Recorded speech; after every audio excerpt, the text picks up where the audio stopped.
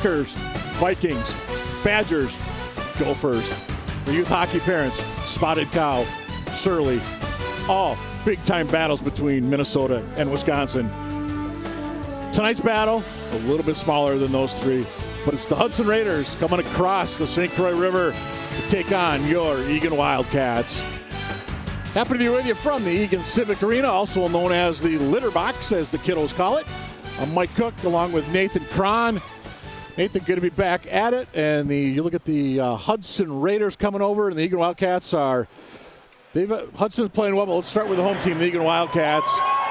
Great run around the holidays, and have lost 4 or 5 since. Yeah, they've struggled a little bit since to replicate the good play, the consistent play that they had in the in the holiday period. And it's up to them to get it back. They got to do something here to get this back as they head into sections. Only a handful of games, Mike, into sections. For the Raiders, on the other hand, they had a big win a couple of nights ago against Eau Claire Memorial.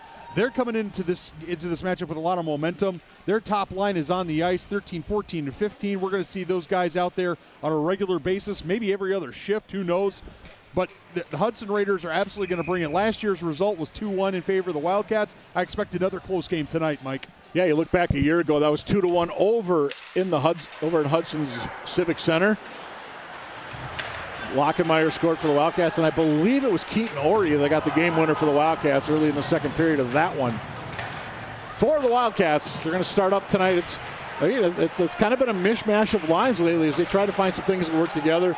Also working around the injury bug is nearly going up 1-0 early with the Raiders from Hudson. Charlie Forrester, 17. Isaac Martin, 12 at the blue line for the Wildcats. Danny Lockenmeyer is 19. Hudson Kerr's 11. Ben Stanky, 26 up top for Coach Todd Carlson's squad. And for the Hudson Raiders, Brooks Adderhold is 5. Breckenmeyer, 7. They're on the blue line to start things off for the Raiders. Up front is 13, Harry Ross. Mike Maurer is 14. And Gannon Blazer wears sweater number 15 for the Hudson Raiders. By the way, Blazer number 15, he had that game-winning goal a couple of nights ago against Eau Claire Memorial. Mike Maurer with a great outlet pass to spring his teammate, who I was told that was at the end of his shift and more than gassed, the coach told me in a different kind of way, but he was gassed at the end of that one and didn't even go out for the handshake line. Wildcats looking to get into the Hudson zone. This is Grayson Robbins. This is Jake Woog. Woog just whistled one wide. Nearly 1-0 Wildcats early in this one. Well, it took some great goaltending on the other end for Gabe Glide to deny the Raiders, but here they come on another rush. See Willie Fisher, number 8. He's a sophomore forward out there right now for Hudson. Everett Hyder, 12. He's a senior. And looks like Joey Score, 17, the junior on that right wing for the Raiders as we're 2 minutes into this one. From the Eagan Civic Arena, a little non-conference hockey, and we call it interstate hockey, I believe. Yeah, interstate hockey, absolutely. Absolutely. A.J. Clark down the left side for the Wildcats. Clark trying to get it in front. Co-prong right there for the Cats, 24. But Cooper Asmus, the goaltender for Hudson, with the big save. Asmus, a 5'6" junior. One of the smaller goalies we've seen this year by an Eagan opponent. Cats able to keep this one in. Back in front. No, nothing happening that time. Forrester, he'll send it in deep.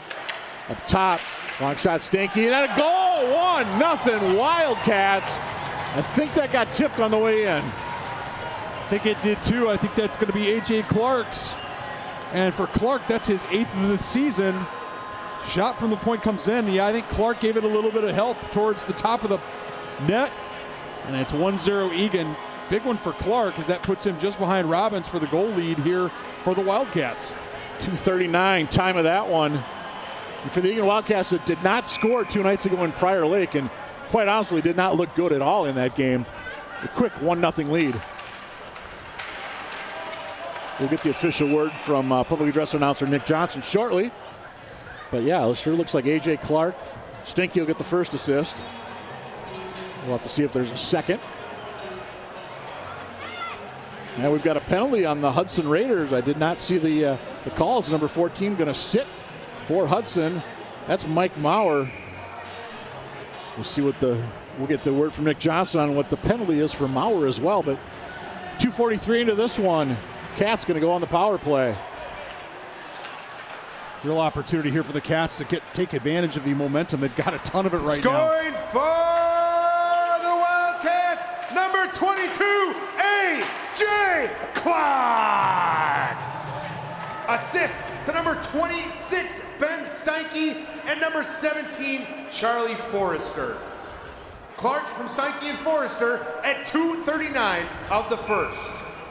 A minor penalty has been assessed to Hudson's number 14, Mike Maurer, 2 minutes for slashing. Number 14, Maurer, 2 minutes for slashing at 2:43 of the first. Well, that gets us caught up on everything. Lockenmeyer up top for the Cats on this power play. Isaac Martin at the right point. Martin will get it back. There's Lockenmeyer. Lockenmeyer 5 goals, but no helpers on the year. Hudson Kerr in front. In there anymore. 2-0 Wildcats. Lightning has struck and his name is Eddie Moore. He sneaks in from the side and pokes it home. Nice job that time.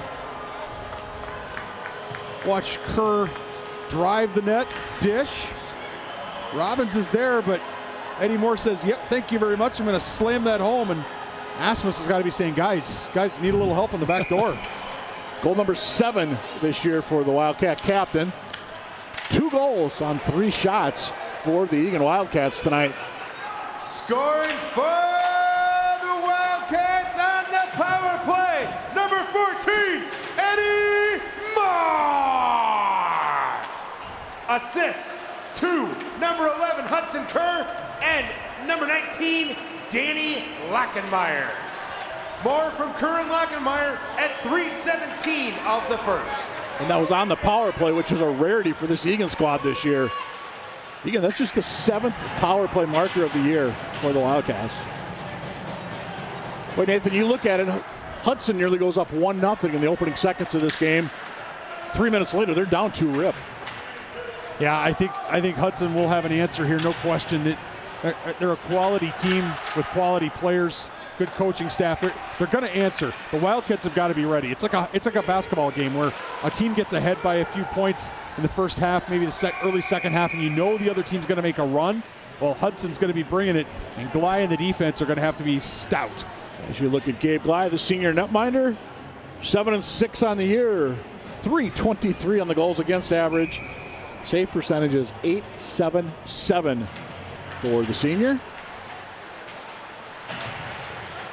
Wildcats looking to get it out. Nice job keeping it in that time by Truman Zerst for the Hudson Raiders. He wears number 9.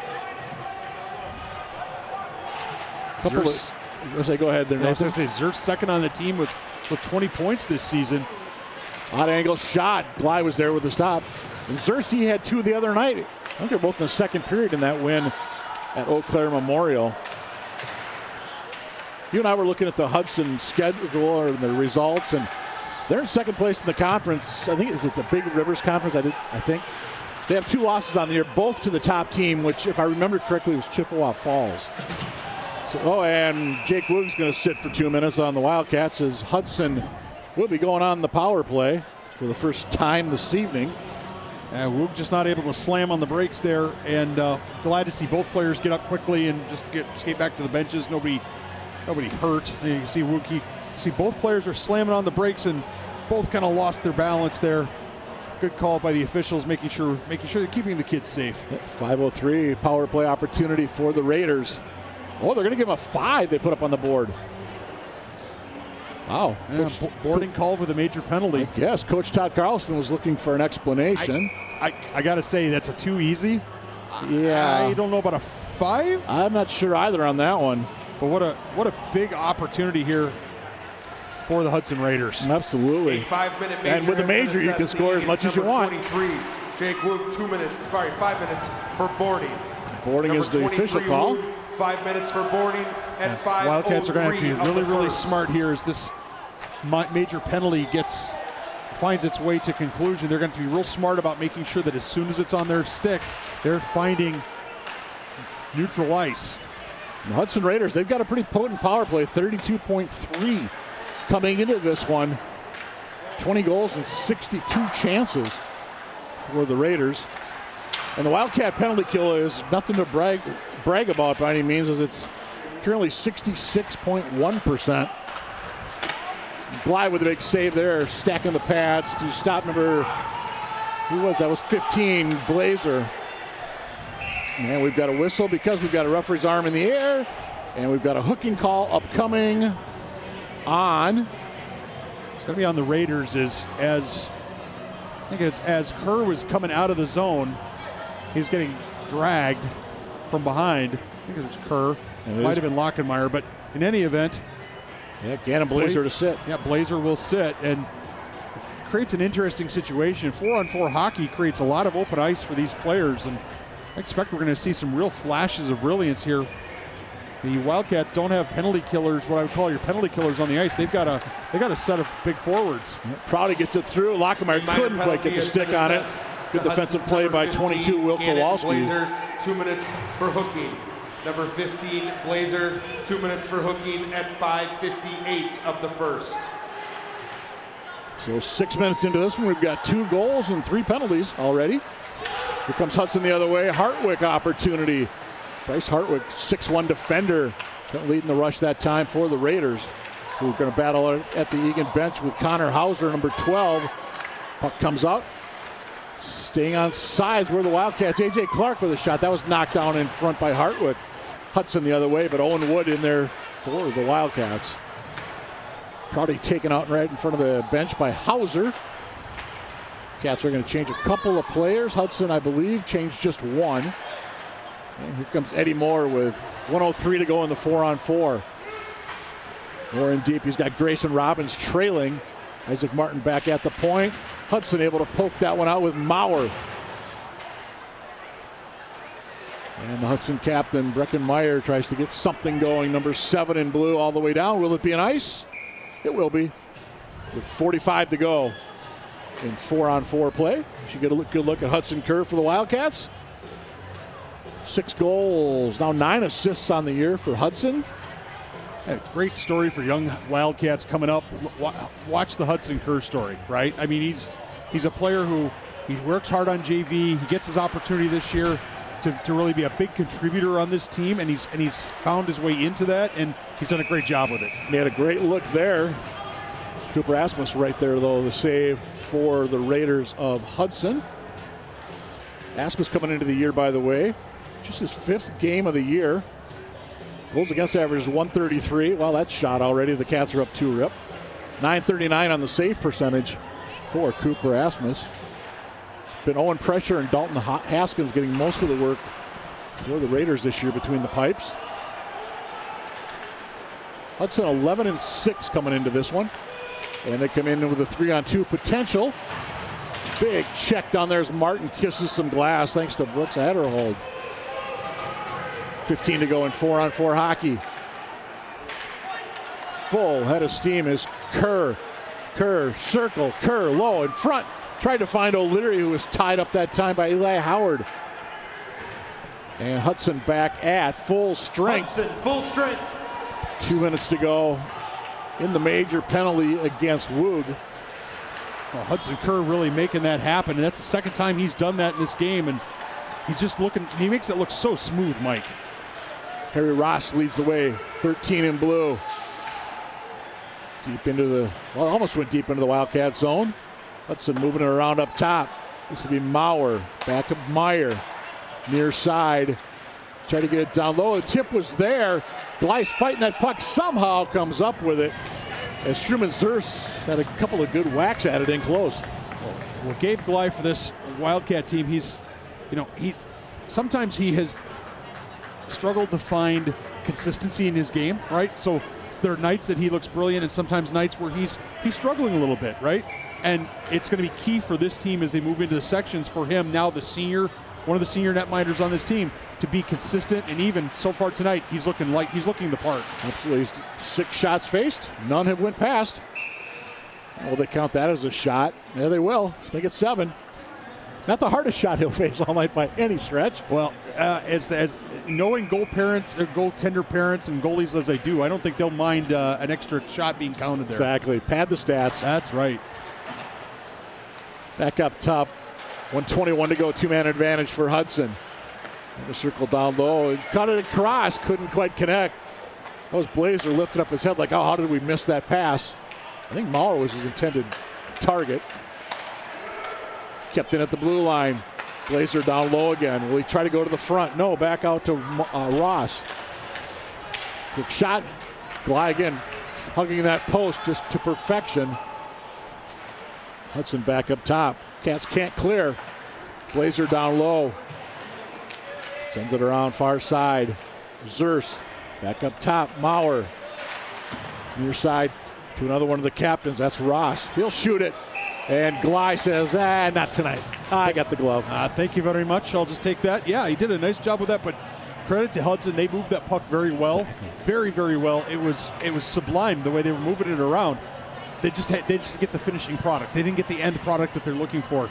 And I get the feeling, and you get the feeling watching this, that Hudson is going to be looking for those back doors, those cross-crease passes. The Wildcats have got to be aware of that as they kill off this penalty and even play the rest of this period.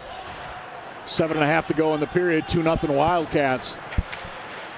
30 seconds to go in the man advantage, I should say, for Hudson. And here comes Eddie Moore leading the rush for the Wildcats. Loses a blade there at the blue line. Gets a little extra help that time from Will Kowalski. But we play it. Oh, there's a huge hit at center. Robbins on the receiving end of that hit from Bryce Hartwick. They list Hartwick at 6'1", number 19. He looks bigger than that on. That one went high over the net. Face off back in the Wildcat zone. Hartwick with a little extra elbow there to Eddie Moore as he continued through, shall we say? Well, yeah, and Eddie Moore's the kind of guy who's going to draw a little of that, and we're going to have to keep an eye on that the rest of this game, Mike, because, and you mentioned earlier, there's a natural rivalry on some level between teams from one state versus another, and I'm sure the Hudson Raiders come over here saying, hey, we're you guys might be the state of hockey, but we're a quality program and a quality high school, quality hockey team. And the Wildcats are going to say, hey, this is our house. We're here to defend our own home ice. Absolutely. I would expect it to get a little physical, Mike. Yep. A shot that went off of Blazer, who was actually in front. Blazer's going to get it. Wraparound attempt. Oh, Blazer had a great opportunity. Glide was looking the other way, as was Blake Prouty. I like what I've seen out of this Blazer. He likes the puck down low. Shows some nice hands, good wheels. And the faceoff will come outside the Wildcat zone. As you look at number 15, Gannon Blazer. 14 goals, 9 assists coming into this one. As I said, he had 2 the other night.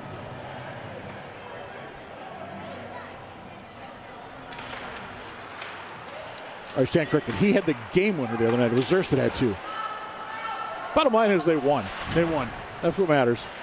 And I was talking to their coach, Charlie Singerhouse, before the game, and I said, how does Wisconsin do overtime over there? Because they won in a second overtime. Mm-hmm. So they play 5 minutes of 5-on-5, and then they go 5 minutes of 3-on-3. Which I kind of like that. Well, that's definitely keeping it away from. It definitely keeps it away from shootouts and things like that. Absolutely. But I guess one challenge is, I certainly like overtime. I like overtime. Period. I think we have 8 minutes here? Correct. I think it's 8 minutes of 5-on-5. So, they definitely want to get a result. I don't know. Both systems seem to have their advantages. And Glide steers that one aside. Hudson making a big change behind the plays that came into the Wildcat zone. Joey score with it, number 17. Quick shot. That was never got through, got blocked, I should say. Stanky, 26. Backhand. Nope. Asmus steered that one aside for the Raiders.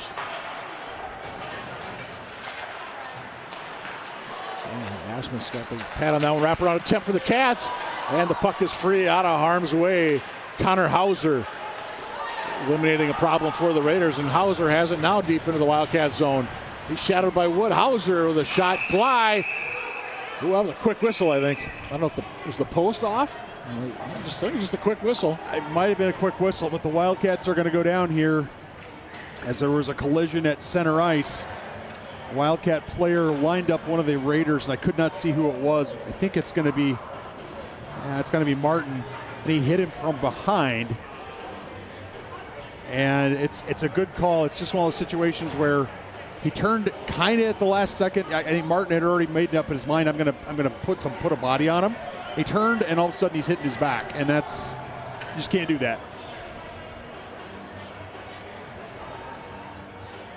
Isaac Martin, that'll be just his 4th penalty of the year. It wasn't the hardest hit in the world, but it's from behind, and so that's going to draw a whistle. Coach Todd Carlson, again, looking for an explanation there on the Eagan bench. Not getting one he'll like. Yeah.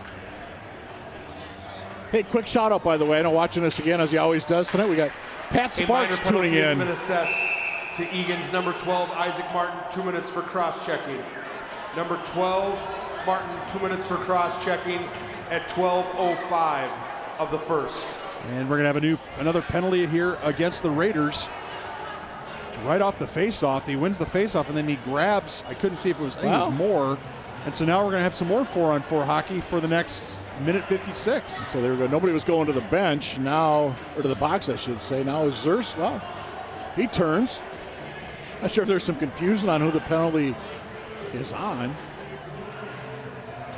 And it looks like it's going to be Truman Zers to sit for Hudson. Yeah, it was whoever, I'm not sure if we've got the replay set up or not, but it was whoever off that face-off won the face-off and then grabbed two of the other centers. He was trying to come through the circle. In any event, we'll skate 4-on-4. Absolutely. A minor penalty has been assessed to Hudson's number 9, Truman Zers. 2 minutes for holding. Number 9 Zers, 2 minutes for holding at 12:10 of the first. Third penalty of the game on Hudson. Wildcats have been flagged for 2. Cats do have a power play goal this evening. We play 4-on-4. Eddie Moore, he has one of those goals tonight for the Eagan Wildcats. A.J. Clark had the first one. Shot and glide with the glove. Save. Shot number 12 for the Hudson Raiders. Yeah, let's see if we can see this penalty. Look here right off the... Actually, it's going to be hard to see there. It was literally right there, right in the middle of the circle. Watch Zers take the face off and then stick a stick out. And as Kerr's going for the puck, yeah, that's great camera work by our award-winning ETV crew. And certainly can't argue too much with that one if you're a Raider fan watching on ETV. And we'd like to thank you for doing so. Hudson looking to come out of their own zone, intercepted in the near side by Forrester. There's Colin O'Leary in deep for the Wildcats. Nice little spin move to avoid Hartwick. In front, Prong, 3-0 Cats. Oh, and just like that, O'Leary does the dirty work behind the net, and Co-prong cashes in. 13:06. Look at O'Leary behind that. He just throws it out, and defense was just a little bit. I mean, Asmus has got to be saying, guys, he's by himself. I mean, you're a step behind, your stick's linked behind, and you got to come out and help me here because Asmus is seeing shots, but he can't. You know, the last 2 goals for the Wildcats have been, I don't want to say tap-ins, but they've been guys running free in the defensive zone. For the Wildcats, number 24, Briley Co-prong. Single assist to number 9, Colin O'Leary. Co-prong from O'Leary at 13:06 of the first. 2 quick things. Co-prong, nice job. That puck was bouncing just a little bit. Was able to get some good wood on it. The other thing, Wildcats have 3 goals tonight. 8 players have points already. That's pretty balanced scoring. That is balanced scoring. Well, this Wildcat team has been, when it's been successful, it has been and had balanced scoring. But, you know, I have to say that, you know, I will say the Wildcats are not looking quite as good maybe as they did against Lakeville North last time you and I were on the mic together, Mike Cook, but you can't argue with the results. And the results are they have a 3-0 lead heading into the latter stages of the first period. I can tell you're a soccer guy. 3-0, yeah, sorry. Now, stay tuned for ETV's coverage of boys and girls high school soccer. Wait a minute, that's the wrong season. Exactly. Inside 3 to go, opening period. 3-0 Cats. Eagan, full strength. Eagan, a 4-second power play, which is now elapsed. Hudson, full strength. Owen Wood in deep for the Eagan Wildcats, 27. He's looking for his first tally of the year. Prouty from way out. I thought I saw the net move. I thought I did too. Everybody else up on our level thought the same thing, but the referee was right on the end line. That was Prouty with that long shot. Love to know what it hit. Yes. I didn't hear it hit any iron. No, I don't think. No. Bottom line, we play on at 3-0. Blazer tries to get it in front. Rebound, Glide. Couple of saves that time by the senior. Oh, it's Glide on his game tonight. Woog upended there at center. Maybe more so lost a blade. Awesome first period here for the Wildcats. Well, we don't should be icing, and indeed it is. The shots are 13-7 in favor of the Raiders, which a 5-minute power play will tend to create. But the reality of it is that the Wildcats have cashed in on those chances, and Glide has, on the 2 really good scoring chances that the Raiders have had, Glide's been equal to the task. 2 to go. Can the Cats get one more before this period expires? Again, I think you called it best, Nathan. I mean, Asmus, he's made a couple nice saves, but yeah, absolutely no help from his defense on those 3 goals. 13-7 shots in favor of the Raiders. So we Hader in deep, 12 in blue with a shot. We didn't get all of that one. Kept in, yes it is, by Ryan Schultz. That goes just wide of the cage with 90 to go in the opening period. And here comes Martin and the Wildcats. 3-on-2 if they hurry. Martin's going to go in deep as he goes around Ryan Schultz. Pass far side. I think that's Lockenmeyer, couldn't quite get there. Does take his man out, who slides into the official. That's Hader. And back down into the Hudson zone. 1, 2, 3, 4 Wildcats are changing up. Hudson's going to change. Looks like 1 player behind the play. Trying to backhand it across. Nobody there wearing white.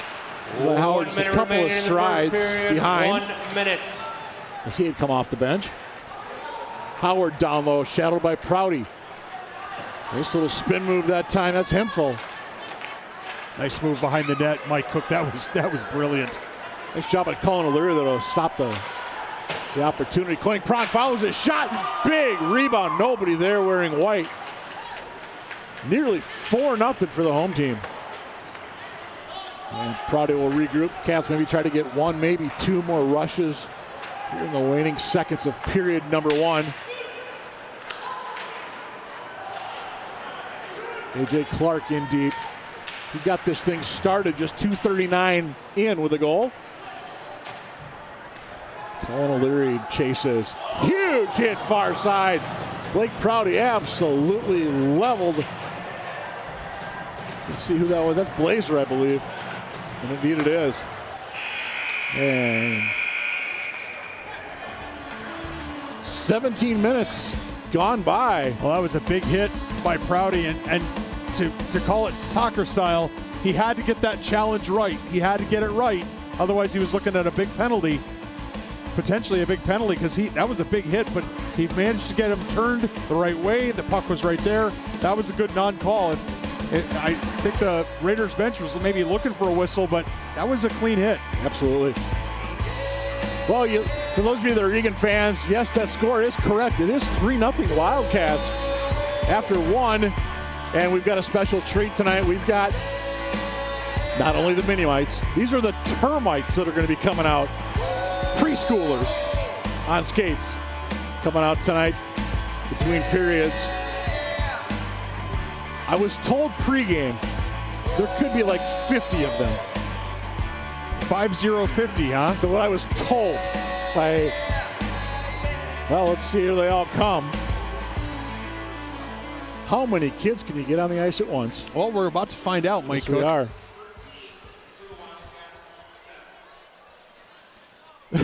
Like, one's got to get carried out.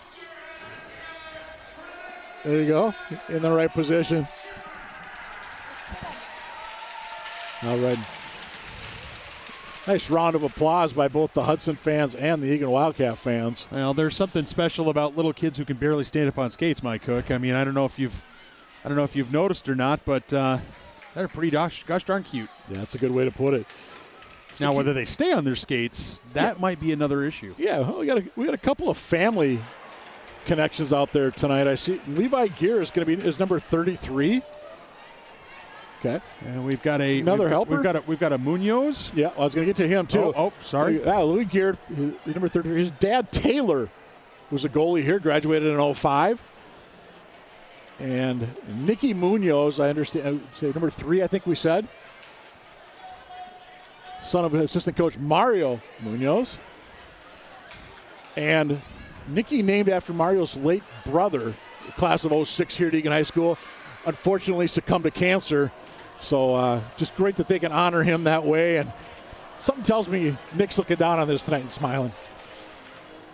Keep an eye on 3 in blue. That's Nicky Munoz. Here's 33 in blue. And I don't think we quite got to 50. We didn't get to 50, but I think just about 79% of them were wearing blue jerseys tonight. I think the white team's going to be a little short-handed here, Mike Cook, but I'm not sure anybody's going to be able to keep score in any of it. Rules schmools at this point. I just got a text message from somebody. So freaking cute. with 3 exclamation points. I don't think they were referring to you, Mike, or me. No. It's definitely the little chippers. Or as we like to say, this is the future of Eagan High School hockey. It is the future of Eagan High School hockey, both the girls and the boys program. The girls earlier this week on Tuesday night had a 3-0 win over Visitation. Goals by Anderson, Berg, and Hootmaker. So that was a nice pick-me-up. They're facing Prior Lake tonight out at the Shakopee Milwaukee facility. And the last score I have is 2-0 to the Lakers, so we'll see how that ends up. Of course, the girls start section play relatively soon. They've only got 3 games left in their season. I was just going to say, I happened to look the other day. February 7th, I think, is the first playoff game. Yeah. That's like 2 weeks. Yep, it's 2 weeks, about 2 weeks away, and it's going to be, the Wildcats are going to be likely an 8 seed, almost certainly an 8 seed. They're going to play probably Lakeville North, a very good team that I would expect to come out of Section 3 AA and go to state. So the Wildcats will have their work cut out for them, no question. But you know this as well as probably anybody, but that Eagan girls team, it's a young group right now. You've got 2 seniors, but a lot of not just underclassmen. We're talking like 9th graders, 8th graders, and they're only going to get better. That's correct. I mean, with 2 seniors in the program, 2 juniors in the program, you really don't have a lot of older girls or experienced girls to be able to rely on. And as we know in the South Suburban Conference, if you've got freshmen out there, whether you're boys or girls, you're going to have some challenges. And you're right, the girls program is definitely one on the ascendancy. It just has been a bit of a struggle scoring goals and playing some defense this year. I don't know if we can get a shot. Well, you can see on the top left of your screen, you can look at the visitors' bench. 2 deep. Parents with cameras.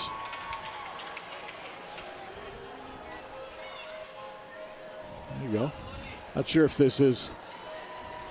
I have a feeling a few of these videos could be ending up on social media before the night is over. Absolutely. Why not? A lot of grandmas and grandpas will be watching their little chipper. I'll say thanks to everybody watching from everywhere all across the country, whether you're in Lakewood Ranch, Florida, Sioux Falls, South Dakota, or parts unknown. We appreciate it. And hopefully Grandma and Grandpa are having a good time watching, trying to find their kid. Good luck finding your kid. I mean, to be fair, they all, unless they've got pink or white helmets, they all look a lot alike down there. Yep. I think somebody just scored down here on the near side. I lost track of the goals. No, I don't think we were told to keep score, Mike Cook. No, I don't think we could either. A minute to go in the little chippers. And again, I've always said it. I think it's great the varsity guys are all out here. They're kneeling down on the blue line. They remember what it was like to the point where mom and dad had to tie your skates, for example. No, I agree with you, Mike. It might shock and appall some of our viewers at home, but I've heard parents from other teams when they come to visit Eagan and they see this happen. I've heard parents actually criticize the Wildcats for doing this, saying they ought to be back at the locker room, getting hydrated, getting stretched out, all that kind of thing. You know what? These boys are just fine, and the girls are the same when they do it. And there's some things a little bit more important than and trust me, they still have to examine the ice. They'll get plenty hydrated. Don't worry about it. And credit to the Eagan Hockey Association. I mean, like I said, you're starting kids. I was told these are preschool kids. Yeah, these are the termites. Yeah, so these are your pre-Ks. These are all your pre-Ks. And listen to the cheer.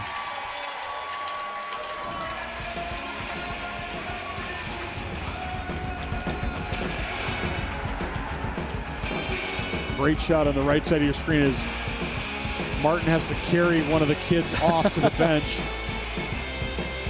That's pretty funny. I thought maybe, we have several termites that need to be helped off the bench. Well, or helped off the ice. They go off the ice. Then it's time to go home and go to bed. Yes. It's past their bedtime here. But for us, we're going to take a break. We're going to come back for second period action.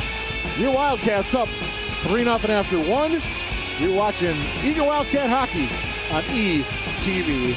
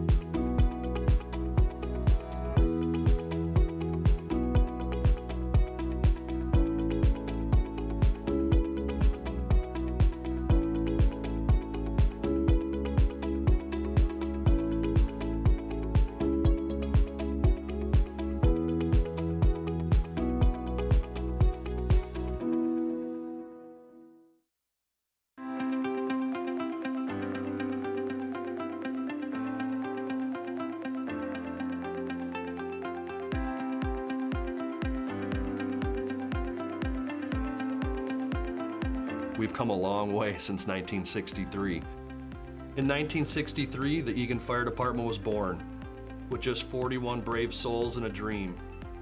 They started with little more than determination and a 1942 military surplus fire engine named Jenny.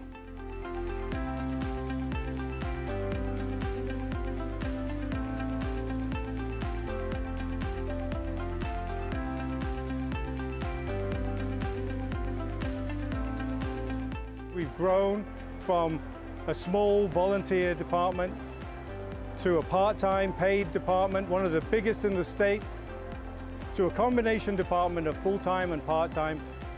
And now we're all career, all full-time, here to respond from the stations 24 hours a day, every day of the year.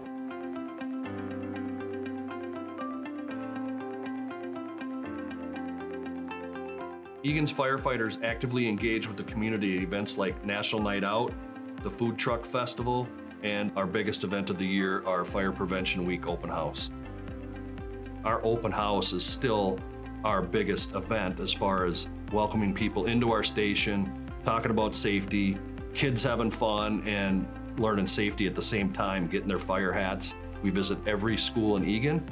We're everywhere throughout the city. On weeknights, we're working with Girl Scout and Brownie and Cub Scout groups that'll either come to our station or we'll stop at their school. We back some military fun runs where we'll hang a flag off our ladder and support that. There's so many different events that we do in the city, and we work hand in hand a lot with our Parks Department at a lot of their events. So there's a great partnership in the city with public safety and other departments, and we're all Team Eagan. Our success is a result of the strong bonds we've built with our community. We're here when you need us the most. It doesn't matter where we go. If it's a school, if it's a community center event, the community always make us feel like we're supported. Thank you, Eagan firefighters! We've had some of the best firefighters in the state of Minnesota go through these doors and serve the residents and visitors to Eagan, and we're very proud of them and what they've achieved.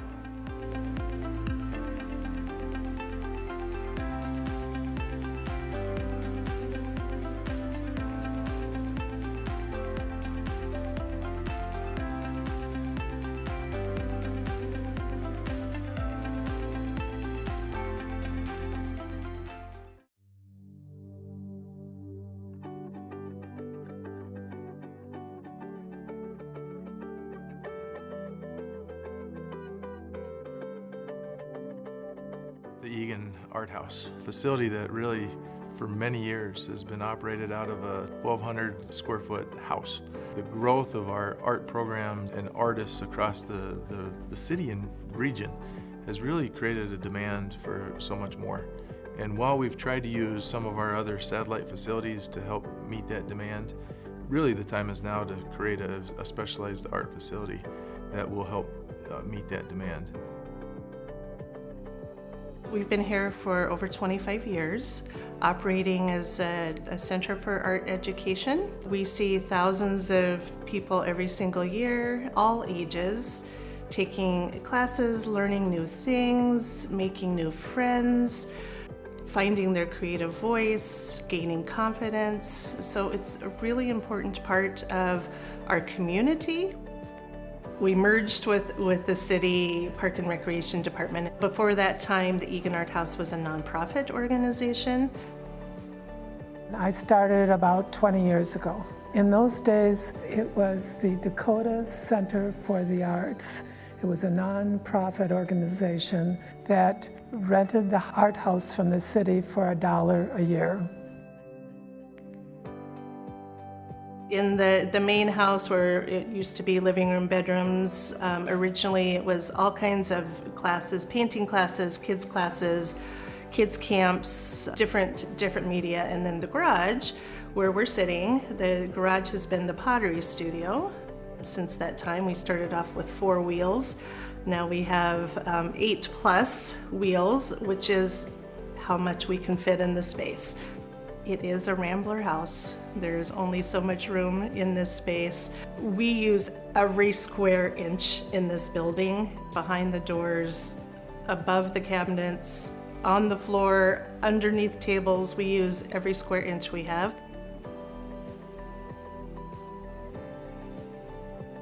Accessibility is also a huge challenge here. There is really not a great way for people with mobility challenges to easily get into the pottery studio space. That is a pretty serious consideration too as we go into this new building, is to making sure that we are accessible, physically accessible for everyone too.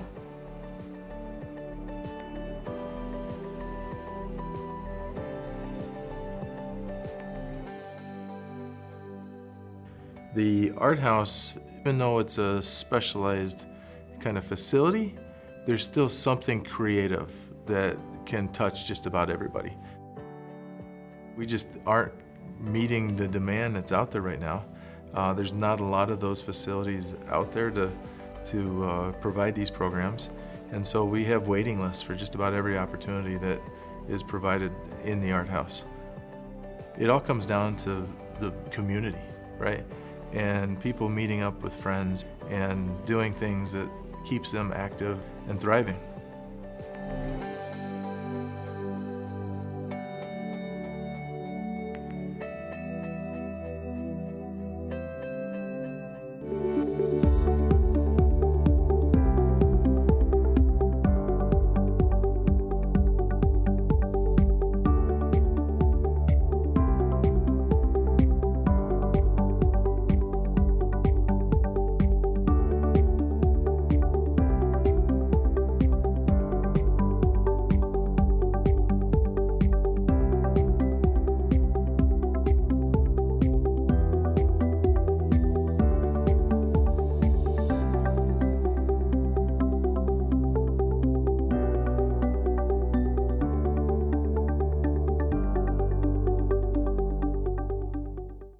How do you know when you've made the right decision?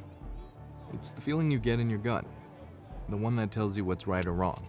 It's the voice inside you that says, I'm buzzed. Better leave the car when it's time to go. Buzz driving is drunk driving. Buzz, time for dinner. Donating pet food can keep families together. Pets and people belong together. Learn more at petsandpeopletogether.org.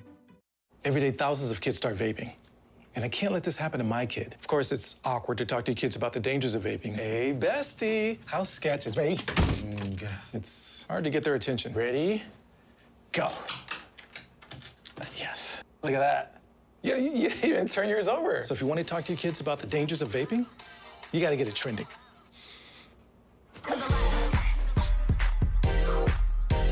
No, you're doing it wrong.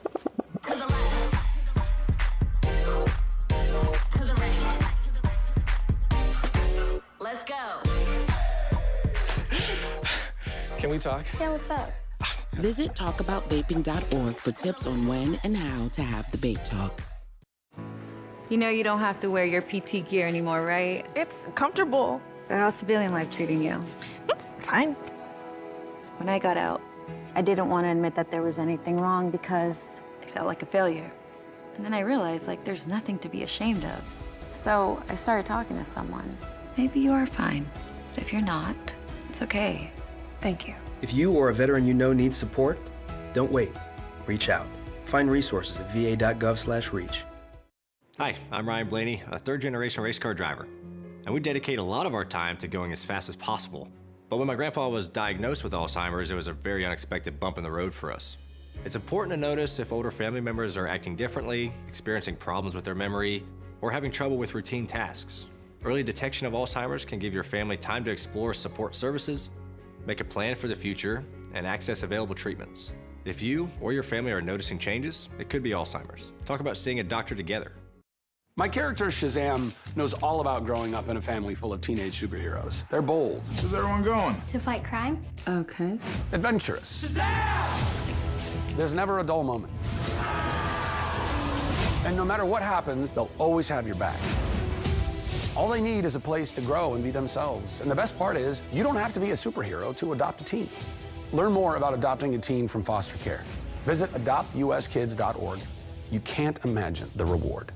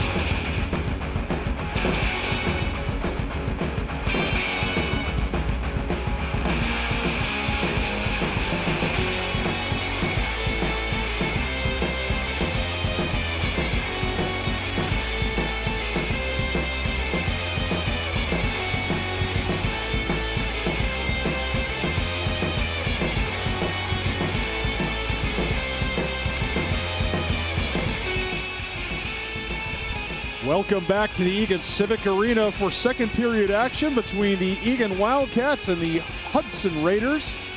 First period saw the Wildcats put it on the board a couple of times, actually 3 times, as there are shots from the top as Clark gets a deflection there. Nice shot that time by Steinke, and Clark nails it down. Then on the power play, Kerr does the work. Moore finishes it up, says, yep, that'll go, that'll count. Happy days there for the Wildcats, and then a grinder behind the net for Cullen O'Leary, and Briley Co-prong finishes. So a common thread there as you see the pregame flag waivers. 29 is Max Beanish, and Harrison Swanson out there as well before the game. And special thing about Max, he won the Chuck-a-Puck contest here last game against Eastview. Don't know if that qualifies you to automatically be the flag bearer. I don't know, but it can't hurt, right? Exactly. The Wildcats had a really good period in the first period. Not the cleanest period that they've ever played. They had to kill off a 5-minute major. That's the kind of thing you definitely don't want to see if you're a Wildcat fan. And the Raiders have to respond, and they will respond. I have a feeling in this second period they're going to change up a few things. We've got a little bit different line out there, as looks like Zers has taken a spot here in the middle of the 13, 14, 15 line, and we're underway here in the second period. Yeah, Harry Ross not out there to start this group for Hudson. Wraparound attempt, intercepted that time. That was Forrester for the Wildcats. Hudson had 13 shots in that opening period compared to 7 for the Wildcats. But Cooper Asmus, boy, those 3 goals that they scored on, he did not get a lot of help for those of you that are just tuning in. Long shot goes just wide. Glide has made some good saves for the Wildcats tonight, as we're going to get a puck up into the netting. Face off in the Eagan Wildcat zone with early stages period number 2.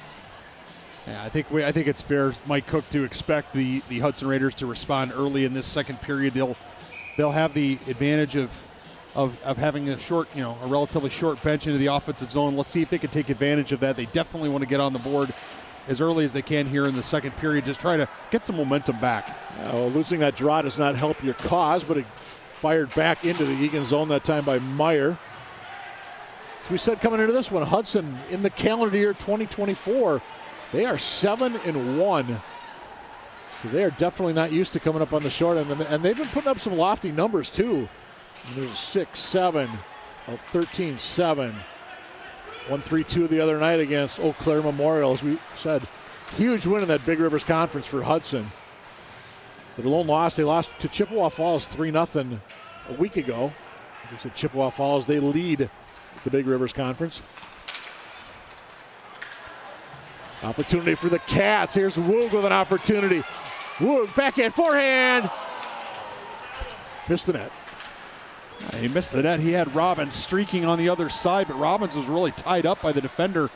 Did not see who that defender was, but he did a nice job of not making that an easy opportunity for the Wildcats. And Hudson coming the other way, scored, just missed on a tip that time for the Raiders. Cats, can they get it out of their own zone? Owen Wood, turnover, score, stays with it. Coming back out. Can Owen Wood poke it out? He does. Owen Wood's going to get it back. But Asmus is going to watch that one go wide of the cage. So we're just over 2 minutes here in the middle frame. Willie Fisher gobbled up by Glide. Face off in the Eagan Wildcat zone. Glide, he's hoping to play juniors next year. He was his goal. One of, I believe it's a dozen seniors on the squad this year for the Eagan Wildcats. Lots of seniors on this Wildcat squad, and one of the reasons they have been so successful all season, Mike, is because they've played together. When they've been successful, it's because they've given the puck and received the puck. They've helped each other out. And you've seen that tonight with several good passing attempts where guys can take shots, but instead they set up their teammates. And that's been their calling card. When they've played well and been successful, that's what they've done well. When they've not been able to do that, when they haven't worked together, they've been below average. That's putting it mildly, my friend. I mean, they have. They've been a not a good hockey team. Yep. Well, as we mentioned, 8 different players have points tonight, including Danny Lockemeyer with his first assist of the year. He's got 5 goals, so you got to give Danny a little bit of a hard time on that. All the glory. But no. Danny's a big boy. I'm not sure I'd want to give him a hard time about anything. I might get a stick in the teeth, but 14:10 to go, second period. Wildcats up 3-0. And Stanky on the draw. He'll face Colin Hemphill. And Cats are going to keep it in with Wood and Prouty. Kerr. Asmus, nice job. He poked it away, and then a little help from his defenseman into the Cat zone. Glide comes out to play. Not sure that would have been an ice anyway. Kowalski nearly upended at center from Kerr. And this will be Kerr in deep. Howard for Hudson. That puck was definitely tipped on the way out. We'll see some changes coming up. Looks like Hudson 1, 2, 3 player change. 2-on-1 to the left of Glide. And it's going to be poked out near side. Wood. He's been out there quite a while for the Wildcats right now. Lockemeyer to Kerr. Ben Stanky. Comes Hudson. Cats changing up a little bit behind the play. Good battle that time. Everett Hyder, senior number 12 for Hudson. 2-on-1 behind the net. Centered in front. Owen Wood is there for the Wildcats. Tried to get it ahead to Woog. Stays on sides as Lockemeyer breezing down that left side. Lockemeyer hangs with a puck. Tries to get it in front. Nobody there except Joey Score, and Joey wears blue, so that's not good for the Wildcats. In front, opportunity. Moore couldn't control. Robbins. Forster. That was deflected on the way through. And we've got a Hudson player down. Everett Hyder took a hit. I think we're going to get a penalty upcoming on the Wildcats. Yeah, we are. Woog is going to go to the sin bin for at least 2 minutes. It's going to be an interference, the call. Third penalty of the night on the Wildcats. And the way Hyder was holding his head, I was a little worried that there might have been some head contact. Keep an eye on the right side of your screen. There's Woog and Hyder. I think Hyder just, he bonked his head on the, no, there wasn't head contact with the hit, but he may have hit his head on the ice, and hopefully he's okay. I think the EMT might be checking on him just to make sure he's not seeing stars. As you said, Hudson. A minor penalty has been assessed to Egan's number 23, Jake Wu, 2 minutes for interference. Number 23, Wu, 2 minutes for interference at 4:33 of the first second. As I was saying, Hudson comes in, they convert 32.3% on the power play. 0 for 2 so far tonight. And again, the Wildcat penalty kill, it's just a 66% kill rate. So you would think if Hudson's going to get one, this would be a really golden opportunity for the Raiders. Yeah, and that's an opportunity that they wouldn't have if Woog's got to be smarter than that, right? I mean, you're ahead by 3 goals, you're playing well in the second period. That's an unnecessary interference call in the offensive zone. And Glide with a glove save, Maurer with a shot. Junior with a left shot.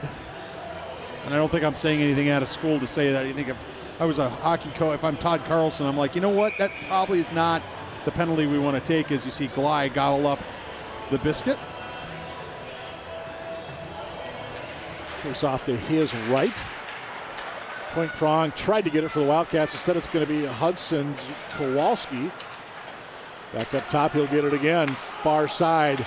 Long shot. That gets whistled wide off the stick of Hartwick.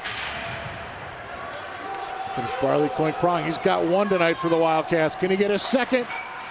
And he does. It's a shorty for the Cats. 4-0. And Hartwick has a couple of words with a Wildcat in the corner. Co-prong in there.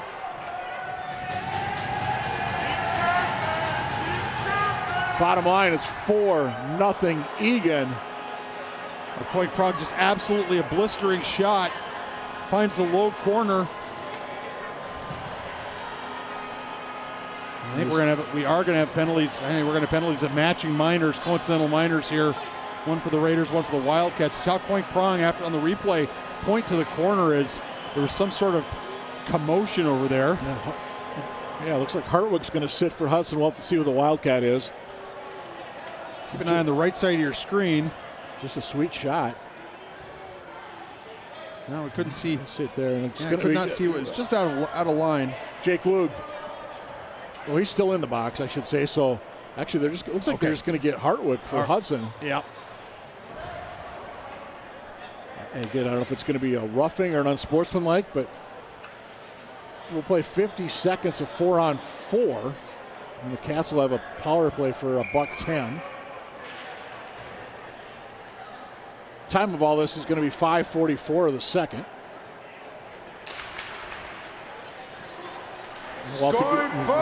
Here's Nick Johnson. Wildcats, short-handed and unassisted, number 24, Briley Co-prong. 24, Co-prong unassisted at 5:44 of the second. A minor penalty has been assessed to Hudson's number 19, Bryce Hartwick, 2 minutes for unsportsmanlike. Number 19, Hartwick, 2 minutes for unsportsmanlike at 5:44 of the second. Well, you heard the big thud. Owen Wood's going to sit for the Wildcats. Watch behind the net. I think we're looking at another 5. We will see. Look at they got Jake Woog on a 5, and I didn't think Jake's hit was nearly that bad early in the first period. No. Let's wait for the official announcement. They may be calling a 2 and 10 I here. think so too, because it might be a 2 and 10. Yeah, Wilder the Wildcat hops into the box. Yeah, it looks like it's it's going to be a 2-minute minor with a 10-minute misconduct. Yep. And the referees, I think, as much as you want to see the game flow, the referees are going to grab a hold of this game and make sure that they don't let it get out of control. So we're going to say 4-on-3 hockey here for at least 37 seconds. Right. Referee talking to the public address announcer and scorekeeper Nick Johnson, just making sure that he's got everything correct in terms of the penalties and who's getting out at what time and things like that. I don't have a problem with that call at all. They're looking over towards the Eagan bench, and I'm not sure the rationale for that. Mario Munoz is talking to somebody. He's saying something to the ref. I'm not certain. Nolan Pearson back there. Todd Carlson just comfortably back out of the way. Now they've changed it to a 5-minute major. There it goes. Now we got a 5. Okay. Jeez. Okay. So it is going to be a major on Wood. So 5 and a 10. Holman's going to serve the 5. A penalty has been assessed to Egan's number 27, Owen Wood. 5 minutes for checking from behind and a 10-minute misconduct. Time of the penalty is 5:57 of the second. Okay, so that explains why there's an extra cat in the box. He'll come out after Wood's 5 minutes are up. Interesting, Wood has just 4 penalty minutes on the season coming into this one, and just one man down. One play, he nearly adds 15 to that. Yeah, I don't think anything in Wood's watching Wood this year would tell me that he's a dirty player, a cheap player, or anything like that. But at the same time, these players have got to be careful. They don't want to get anybody hurt, including themselves. Absolutely. Grayson Robbins wins the battle that time down low for the Wildcats. We've got 41 seconds of 4-on-4.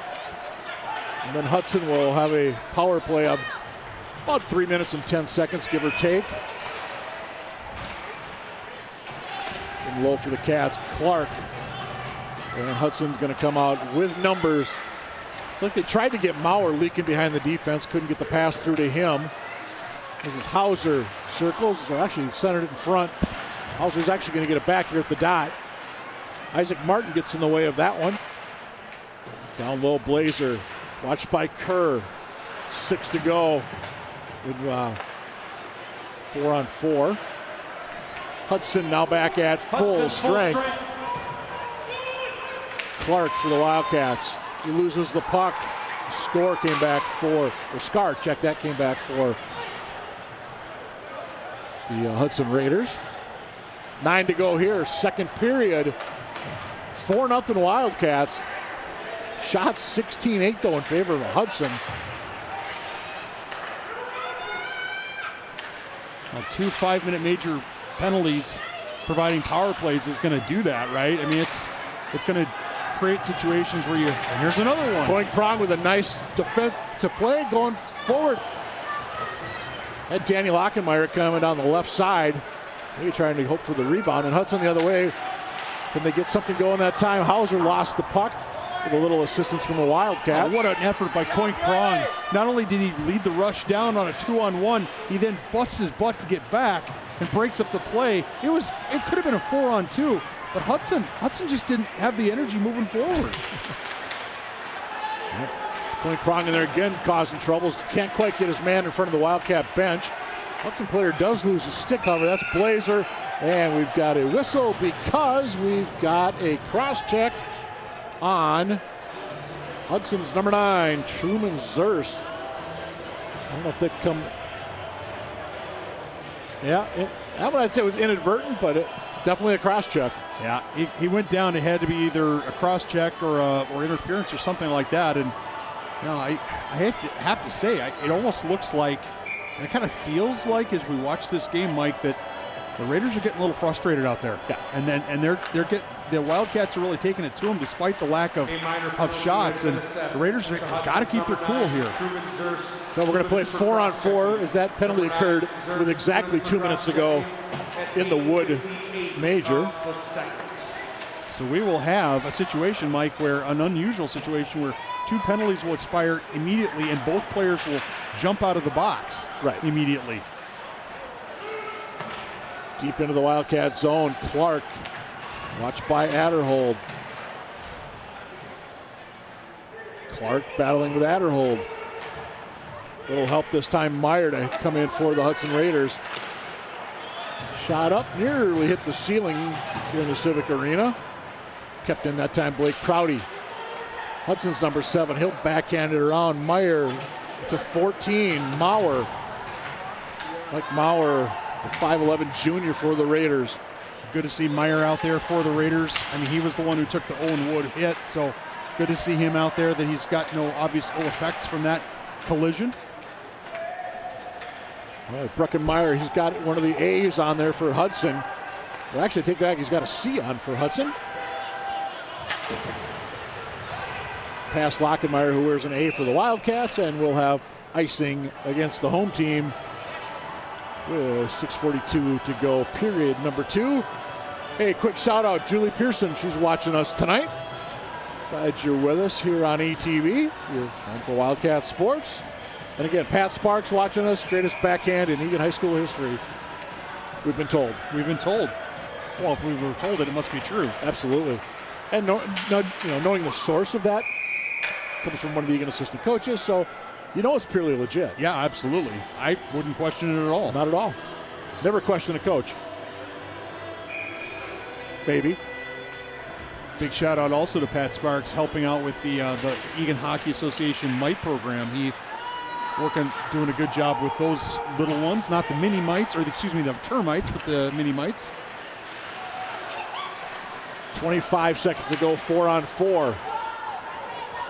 Forrester for the Cats, ridden off the puck that time by Kowalski. Puck stays down in the Hudson zone. Eagan just 2 shots so far this period. And we got a little extracurricular, not quite, I think we had a stick that got caught in the net. There was extracurricular. The question is whether if the stick got caught in the net, boy, that was, well, let's just say that was interesting. Let's not have a chance to have the replay, but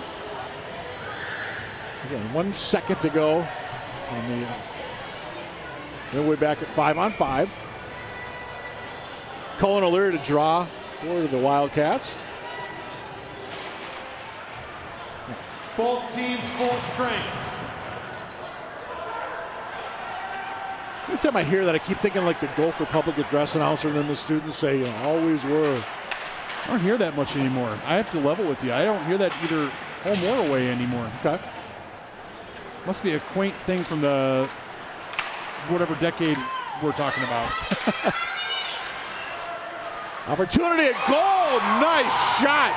Hemphill gets the Raiders on the board.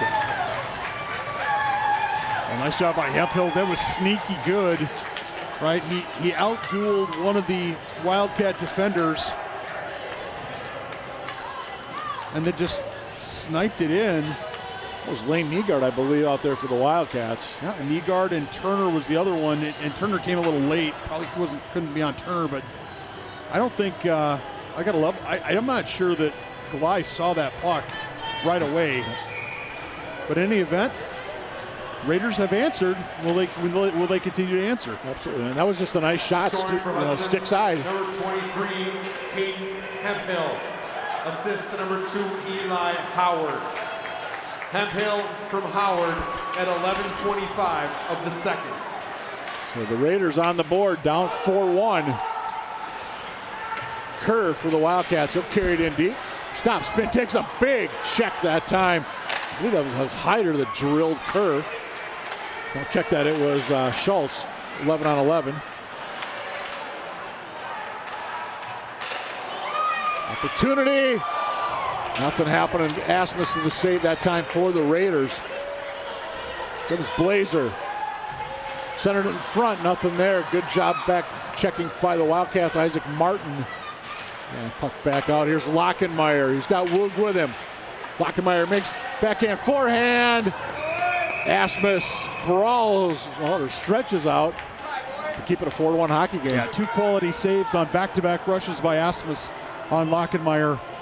Nicely done by both players that time. Asmus doing a nice job. Watch his Lockenmeyer slices in here. Asmus stays with him, slides to the side, does a nice job of guarding that post. And he doesn't know where the puck is. he didn't. I don't think he knew where the puck was, but he knew it was under him somewhere. At least he was hoping, and his defense cleaned him up. We got our cracky TV crew. Our replay guy tonight, Dalton Gruber, replaying audio. Be sure we get the rest of the crew announced here shortly. Got our all-star crew. Happy to bring you Eagan Wildcat hockey on the ETV. Glad you're with us wherever you are tonight. 4 to go, second period. Each team has won this period. Nygaard for the Wildcats, number 2. Tries to get it ahead just off the stick of Woog. Nygaard gets it back. He's upended at center. And here come the Raiders the other way. Adderhold will dump it in. Blake Prouty first man there, but he's a Wildcat.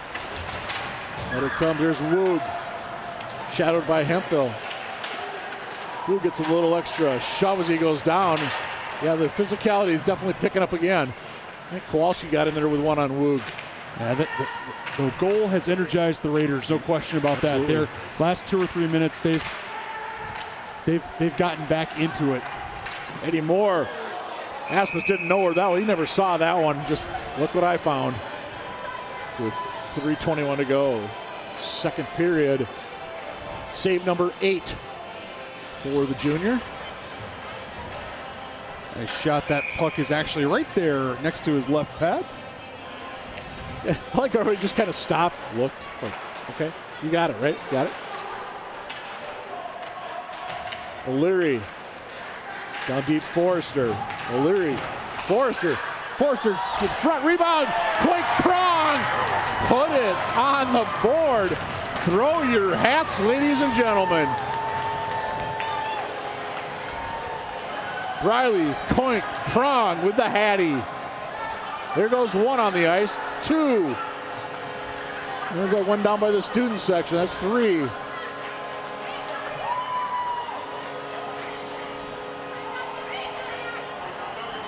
It's an operation of hard work, perseverance, and fortune. But Briley Coink Prong, this is a night he won't forget as long as he lives. The night he scored a hat trick against the Hudson Raiders at Eagan Civic Arena. You know, it's hard work for him. It's hard work for his teammates. His teammates very happy for him, as you might imagine. But there aren't too many hat tricks scored in high school hockey, Mike. It's hard to do. No. And for Coink Prong, he had just 4 goals coming in. Scoring for the Wildcats, his 3rd goal of the game, number 24, Briley Coink Prong. Assist to number 17, Charlie Forrester, and number 9, Cullen O'Leary.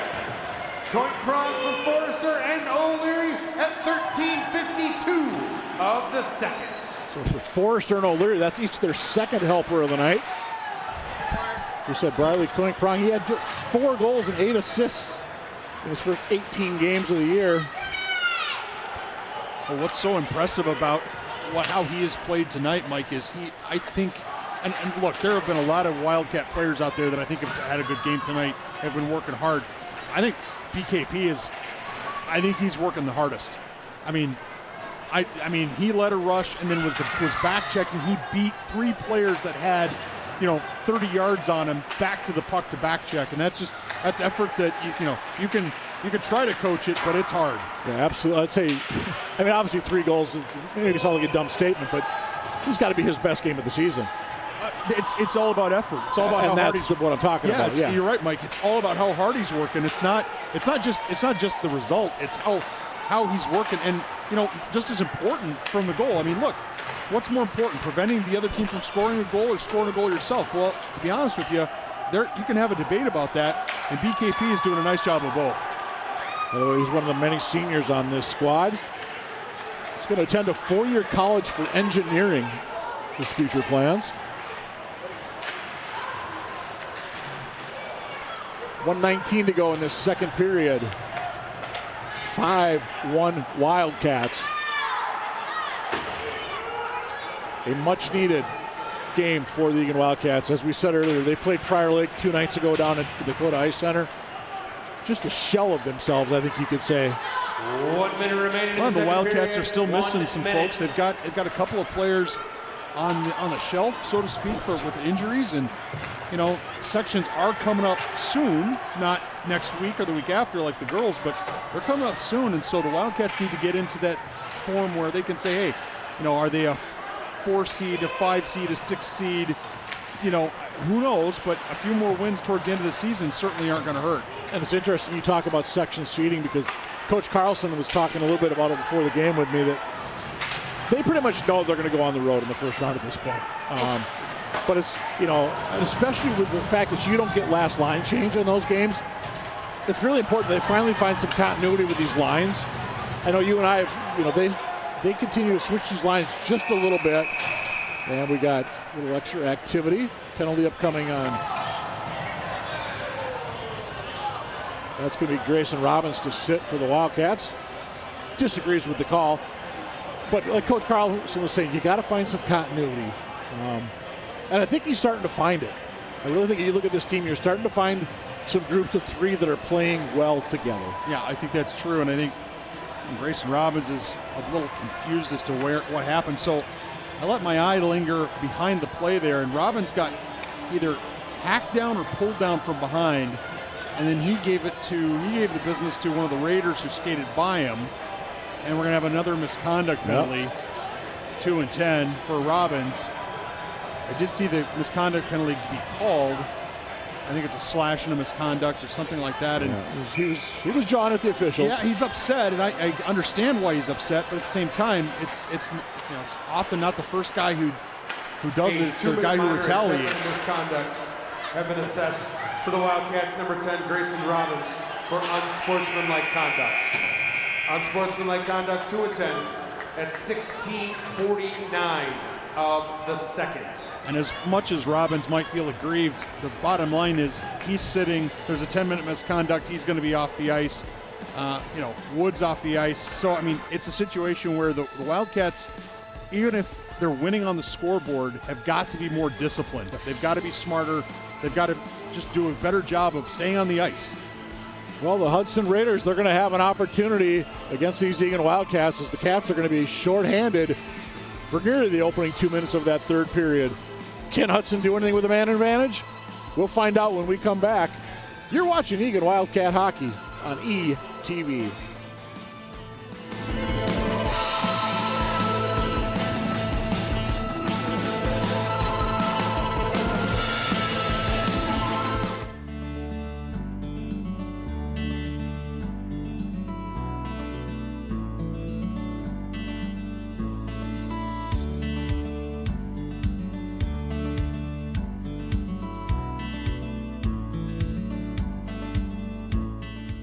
likes to prioritize sustainability throughout events in a variety of ways.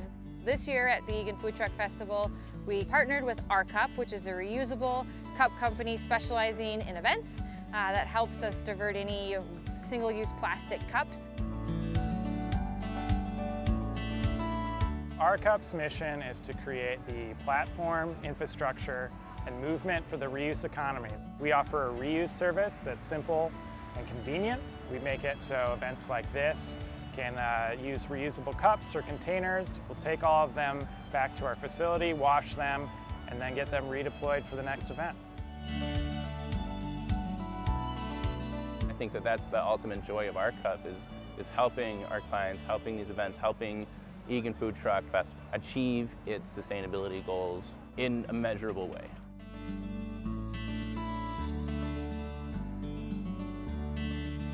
We are one of the first events in Dakota County that has used Our Cup at a large event. They're here on site at events to help reduce as much single-use plastic as we can, and we couldn't be more thrilled that they're here to help us this year at the Eagan Food Truck Festival.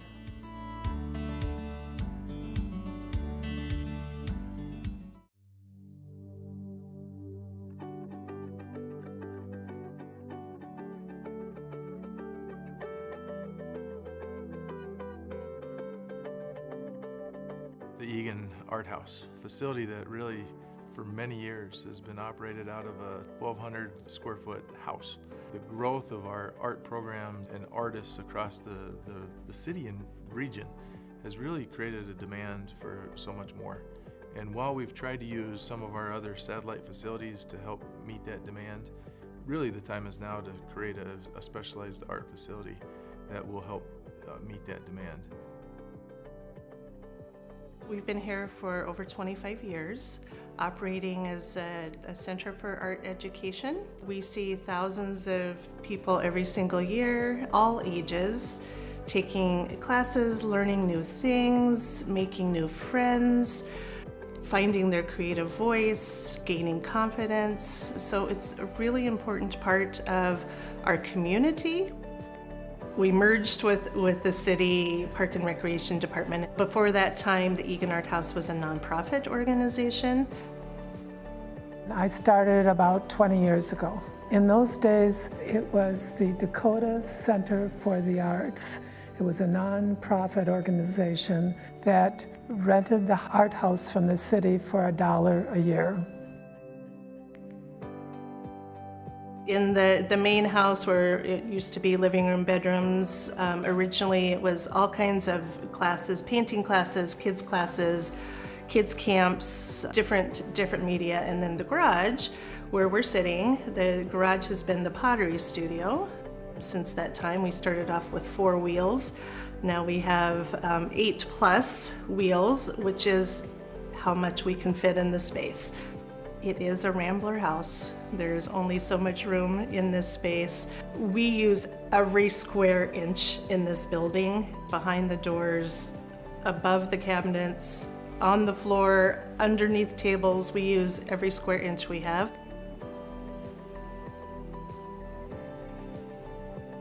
Accessibility is also a huge challenge here.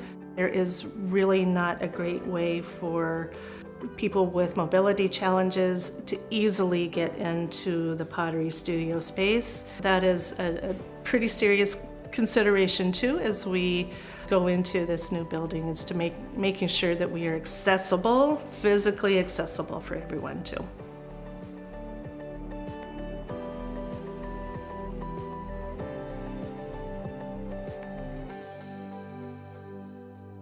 The art house, even though it's a specialized kind of facility, there's still something creative that can touch just about everybody. We just aren't meeting the demand that's out there right now. There's not a lot of those facilities out there to provide these programs. And so we have waiting lists for just about every opportunity that is provided in the art house. It all comes down to the community, right? And people meeting up with friends and doing things that keeps them active and thriving.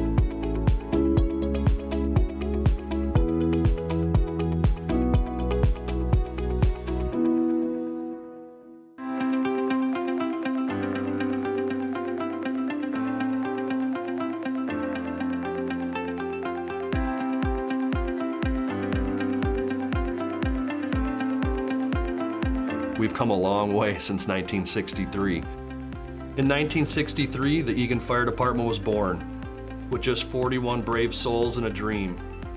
They started with little more than determination and a 1942 military surplus fire engine named Jenny.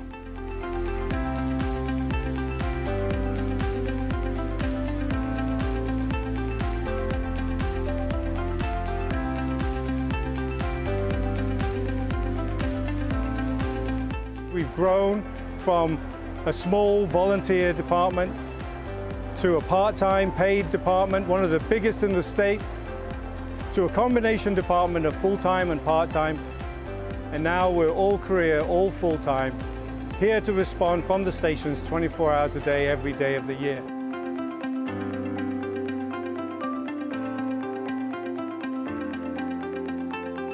Eagan's firefighters actively engage with the community at events like National Night Out, the Food Truck Festival, and our biggest event of the year, our Fire Prevention Week open house. Our open house is still our biggest event as far as welcoming people into our station, talking about safety, kids having fun and learning safety at the same time, getting their fire hats. We visit every school in Eagan. We're everywhere throughout the city. On weeknights, we're working with Girl Scout and Brownie and Cub Scout groups that'll either come to our station or we'll stop at their school. We back some military fun runs where we'll hang a flag off our ladder and support that. There's so many different events that we do in the city, and we work hand in hand a lot with our Parks Department at a lot of their events. So there's a great partnership in the city with public safety and other departments, and we're all Team Eagan. Our success is a result of the strong bonds we've built with our community. We're here when you need us the most. It doesn't matter where we go. If it's a school, if it's a community center event, the community always make us feel like we're supported. Thank you, Eagan firefighters! We've had some of the best firefighters in the state of Minnesota go through these doors and serve the residents and visitors to Eagan, and we're very proud of them and what they've achieved.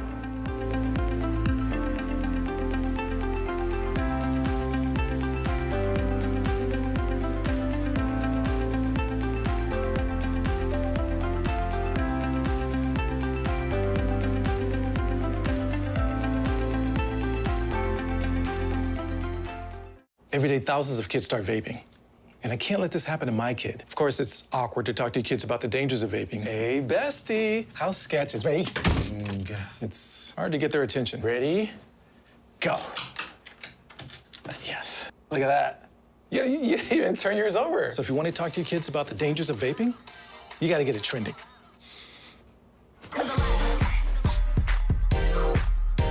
No, you're doing it wrong.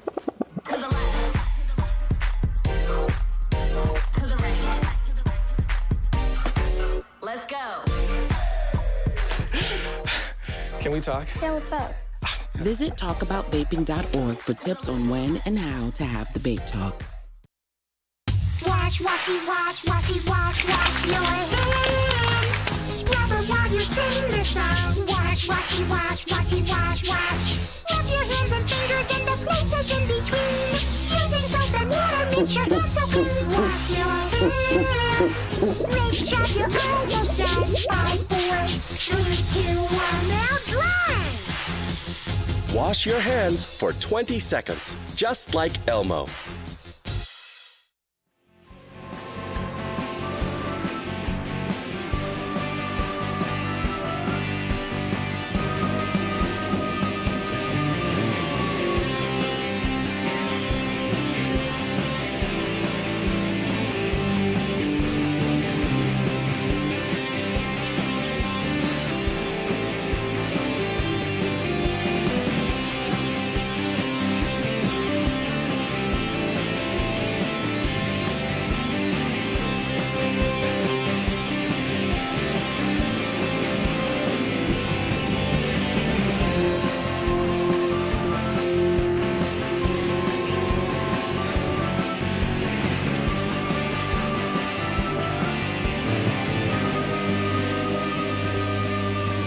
Hey, welcome back to the litter box where it's 5-1 Eagan after 2 periods. I'm Mike Cook. He's Nathan Cron back with you. And Nathan, we talked about this. The Wildcats are just playing really, really well tonight, especially Briley Prong. But the Hudson Raiders, they've got a power play here for basically the opening 2 minutes of this third period. Opportunity for the Raiders to make some hay. Yeah, big opportunity for the Raiders. They came out of their locker room in the first period and got shocked, I think it's fair to say, right away by the Wildcats. They've climbed back into it. They've outshot the Wildcats. They've taken advantage of some opportunities to put shots on net, but Glai for the Wildcats has been equal to the task. He's been stout for the most part tonight, only conceding the one goal on the great goal by Hemphill. The first goal of that second period for the Wildcats. That was Briley Prong with a low laser. Going Woody after that hit. He spent most of the period in the penalty box. Hemphill with a nice drop pass. Goal for the Raiders.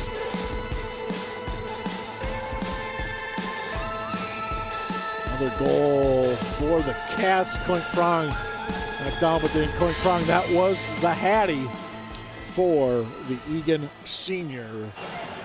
This game is a 4-goal game right now, but it's not over. If the Raiders can get an early, maybe on this power play here early in the third period, it becomes a little bit more interesting. Big test here for the Wildcats to be mentally strong and make sure that when the puck is on their stick, they're clearing the zone. Hey, I want to mention before I forget, by the way, the Hudson Raiders, they're home on Saturday against Superior. I believe it's their their version of cancer awareness game. More importantly, it's going to be the 1,000th game in Hudson High School boys hockey. Pretty interesting number for a program that started in the 81-82 season. And I was looking this up earlier, and they used to play, they played in a bubble over there the first 8 years, and they called it the Hugh Dome. So the Hudson Civic Center was built in the late 80s. Or Sports and Event Center, I guess they officially call it. But 43 years as a program for the Raiders. Minute to go in the power play for the aforementioned Raiders, who will be forced to regroup down in their own zone. Again, great opportunity to get one for Hudson. Meyer watched by O'Leary.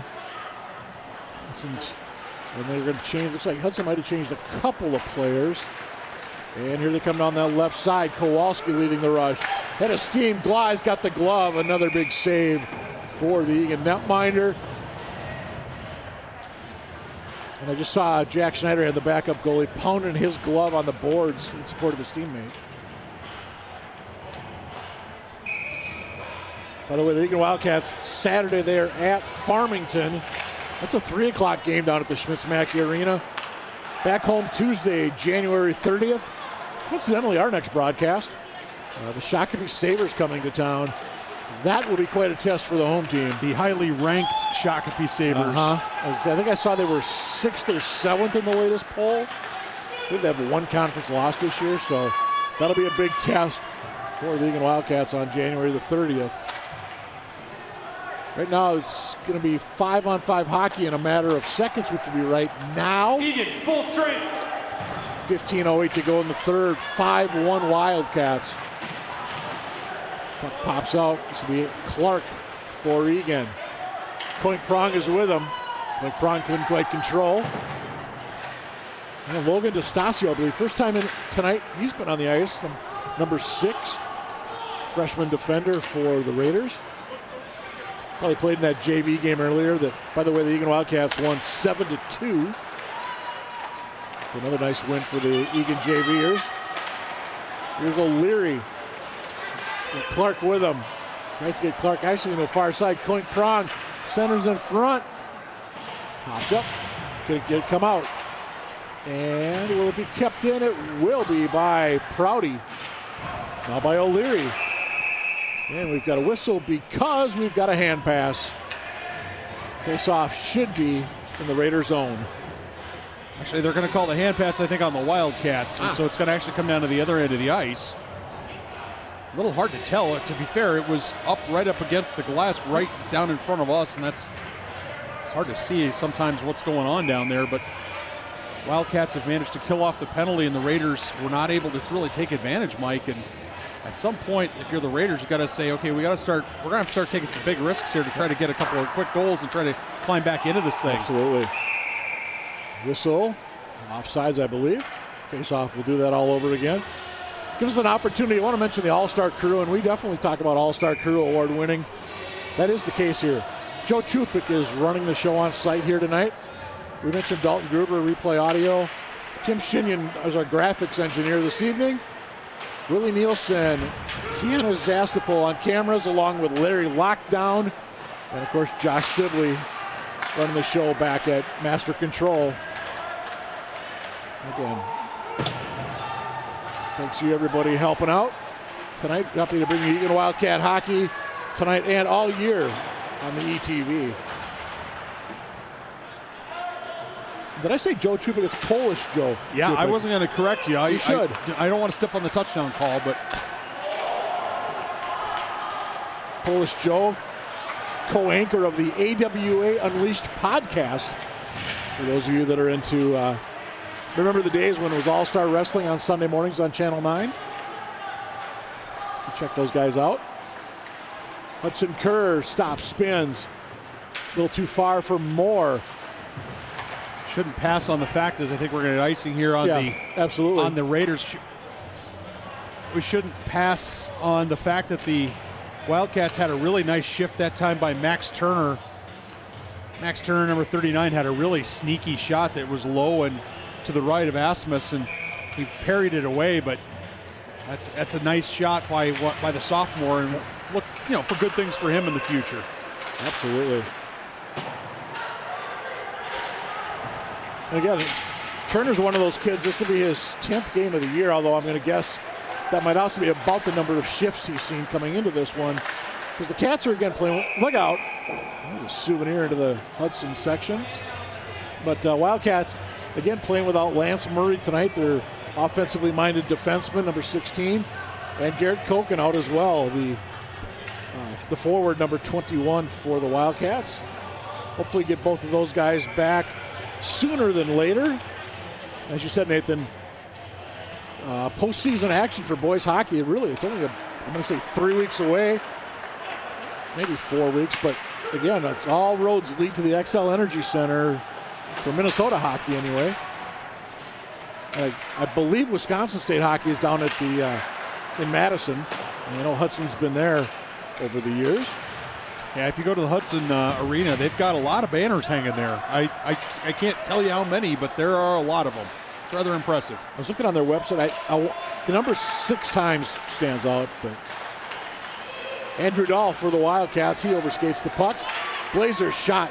That went wide. Actually never got through. I think Owen Wood got a piece of that on the way through.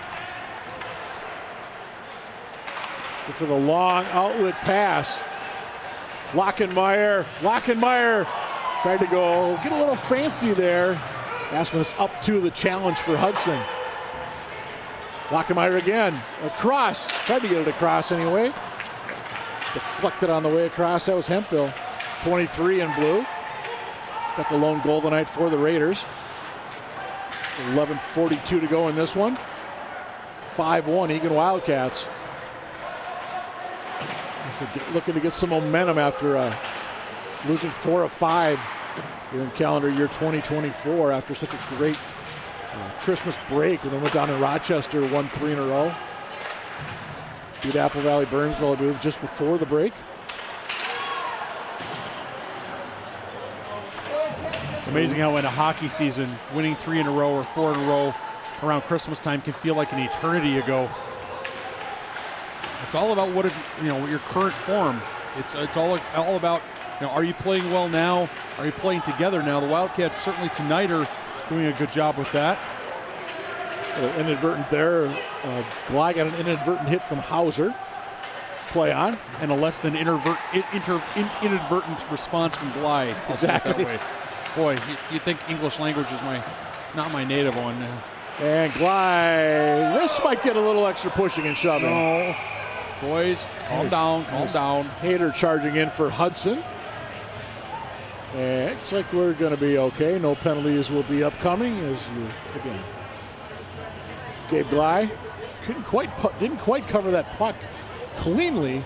And then you mentioned it a little bit ago, Nathan. Maybe if you're Hudson, you got to try to make something happen. And you see that puck laying there, you got to give it a shot. Oh, absolutely. No, if you're Hudson, and everyone knows what's going on, right? I mean, the Wildcats, it's not personal or anything like that. It's, hey, we're playing hockey and we're down by 4 goals in the third. We got to do something to break the momentum here, to get break the duck, so to speak. Nice block that time by Turner. Teammates loving that. They're over patting him on the head. I think that's awesome. Again, Turner, just a sophomore, getting a little bit of ice time tonight.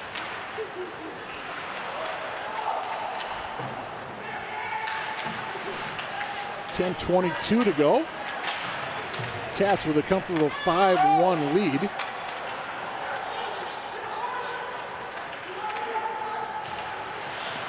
Just quick look at Max Turner's bio here in the Eagan program. His favorite beverage is root beer. Hockey player that inspires him is Matt Dumba. Not bad if you're a defenseman. Here comes Prouty high off the boards and out. Wood goes in. Numbers definitely not in his favor as everybody else wearing white went to the bench. Lockenmeyer. Got clarification, by the way. Hudson, 6 state hockey titles. And that is our crack ETV production staff. Hard at work. Speaking of Hudson, this is Hudson Kerr for the Wildcats. Numbers definitely not in his favor, but Hudson just stays with it. There's Lockenmeyer. He'll shoot it high over the net, all the way down. And Bly will stop that. Tries to get the long outlet pass. He finds Kerr in the neutral zone. Intercepted that time. Gannon and Blazer going the other way for the Raiders. Blazer, a nice opportunity. He's got a shot off, and there's a goal on the rebound. Looks like Zers, I think, is going to get that one. But that play started with Blazer coming in. It was about 1-on-3, was still able to get a shot off. That's going to be credit to Zers here with doing a nice job on the backhand. Bly is saying, gee whiz, there's no way unless I'm, Stretch Armstrong or Elastoman or, one of the, Fantastic Four. There's no way I'm getting to the backside of that one. Well, if indeed it is Zers, that'll be his team-leading 15th goal of the year. Scoring for Hudson, number 9, Truman Zers. Assists to number 11, Rylan Schultz, and number 15, Gannon Blazer. Zers from Schultz and Blazer at 8:01 of the third. I think the lesson to take from that, Mike Cook, is that the Wildcats have A, they cannot quit, and B, they've got to play the body. They've got to continue. I know the referees are going to call it kind of tight and make sure that everyone stays healthy, but just, to let a guy go, so I think we're going to have a penalty here. It was offsides. The fired deep. Hudson had a man. No, it's because he was committing a penalty. Connor Hauser to sit. Hauser for a high stick. I didn't see it, but I was going to say, it's the Wildcats have still got to play the body. Watching a player go through 3 Wildcats and be able to get a shot off, Mike, that's not what got the Wildcats to this point in the game. They need to get back to what they were doing well. And not only that, but Zers came in and he had nobody with him. Nobody within striking minor distance. penalty has been assessed to Hudson's number 10, Connor Hauser, 2 minutes for high sticking. Number 10, Hauser, 2 minutes for high sticking at 8:35 of the third. Just trying to count penalties here. Hudson has 5. This will be their 6th minor of the hockey game.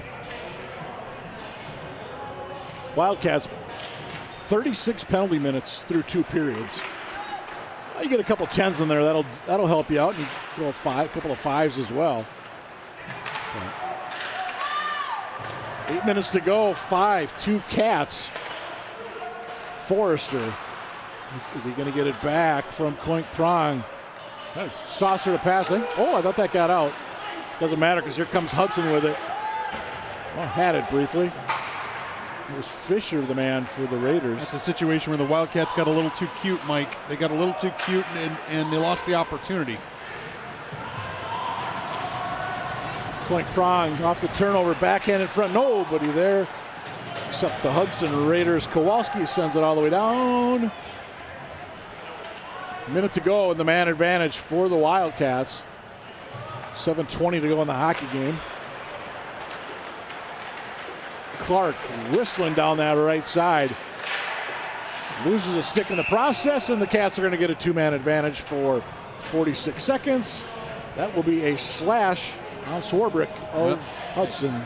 Well, if the Raiders are trying to climb back into the game, they're doing it with one hand right now, because that's taking a penalty. I understand playing defense, but taking a penalty there is definitely not what you want. Now a two-man advantage at 46 seconds. Wildcats have got to be thinking, we're going to put one in the net, and this one's going to be over. But again, this was just Clark. Again, he was cruising down that right side. Absolutely got by his man, and Swarbrick, it was just kind of just did what he could, and unfortunately it amounted to a 2-minute infraction. A minor penalty has been whack. assessed to Hudson's number 26, Griffin Swarbrick. 2 minutes for slashing. Number 26, Swarbrick. 2 minutes for slashing at 9:50 of the third. 28 seconds to go, two-man advantage for the Wildcats. Moore, Kerr cuts up front. Moore would coming in from that right side, couldn't quite get there. Moore stops, spins. 14 to go, two-man advantage. Kerr, Lockenmeyer, big save there by Asmus, I should say. Martin regroups. Hudson just one man down right now. With Hudson Kerr in for the Wildcats. Centers it in front. Job of the Hudson defense there to get in the way. Again, that was Fisher once again. Hudson Kerr. Hudson Raider falls down. Lockenmeyer through traffic. Asmus with another save. And Hudson Kerr right there on the doorstep. And so was Ryan Schultz for Hudson. Nice job by Kerr going around a couple of defenders, and Lockenmeyer tries to get that big shot off, and he gets it off, but doesn't quite get it where he wanted it perhaps, and Asmus is able to get to it. And I think the Wildcats need to take a few more shots. I understand they're ahead by 3 goals, but I'd like to see some more shots while on the power play. Yeah, I feel like they're trying to get a little too fancy, and you mentioned it a little bit ago, right at the blue line. You know, the puck just kind of trickled out, and there's a big hit by O'Leary, follows through. 32 to go, man advantage. Again, as we've said before, they don't ask how you score, it's how many. And here's Co-prong, just missed getting number 4 tonight. Forrester in there, 17 in white. He's looking for his first of the year. And Hudson will be able to dump that one out, which should just about kill off the Wildcat power play, which has all the 5 seconds left in it. Cats have 1 power play goal in it. They also have a shorty. With 5 minutes to go. Third period here on ETV. Eagan Wildcats looking to improve to 9-10 on the year. Hudson would fall to 11-7 if this holds. A non-conference game for both squads, and Hudson 8-2 in the Big Rivers Conference. Cats, I believe, 7th place in the South Suburban Conference right now. Why? Another save. Puck was loose. Great clearance that time by the defense, Mike. A.J. Clark coming through. Yeah, I don't know if I didn't see. I thought it might have been Prouty in it, but I can't say with certain. Nice job, Owen Wood. Mauer tried to deflect that one in. You know, I like Hudson. They're just coming down. They're just putting the puck on net. Let's see what happens. Hudson Kerr, Cats, cross, just wide. And do we have any kind of infraction? I don't think so. Lockenmeyer was upended. Well, Kerr is flying down the left side. He has, I think, Lockenmeyer on the right, and he tries to get it over to him. Very unselfish play that time, I thought, by Hudson Kerr. Lockenmeyer was in the perfect position, or was that O'Leary? 9 or 19? 19, I believe. 19. So watch Kerr. He slides it, tries to slide it over, and that was Lockenmeyer. Lockenmeyer just couldn't get a stick to it, but he had some. Yeah, I think he may have had some help going down there too. Yeah, Caden Hempfield, the closest Hudson Raider on that play. Thank you on the draw for the Wildcats. He wears sweater 26 out there with Kerr and Lockenmeyer. Ben's got 1 goal this year. A couple of assists as well for the junior. Inside 4 to go. 5-2 Wildcats. Although Hudson's had a couple of chances in the last couple of minutes. Stop, spin, Ederhold. Good aggressive forecheck by Lockenmeyer and the Cats. Eddie Moore is now out there. Hudson Kerr stays out.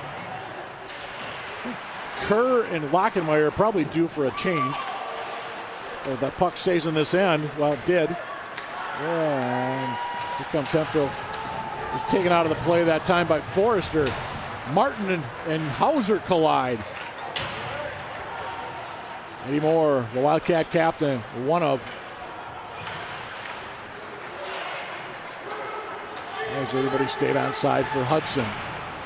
3 to go. And you almost get a sense that some of those seniors don't want to take some long shifts. They don't want to get off the ice because they know there are a few more games left here at the litter box, but not too many in their career. And it's hard to want to get off the ice when you know it might be your last shift in a Wildcat uniform or at your home arena.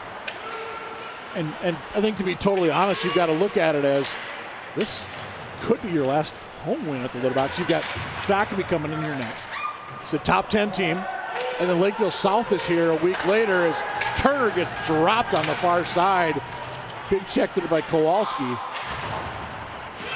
Although the Cats played Lakeville South really tough down there at their place a couple of weeks ago. Like we said, Hudson, they return home. They've got Superior on Saturday. I believe that's an afternoon tilt. And we're going to have an interference call with 2:04 to go. And we're going to be, well, O'Leary started to go that way. Yep. And I think it's going to be no. Yeah, it's Lockenmeyer. Kind of got that look like, what, me? Then it's going to be Max Turner sitting down. So Lockenmeyer, you see, talking to the official as Turner has a chair.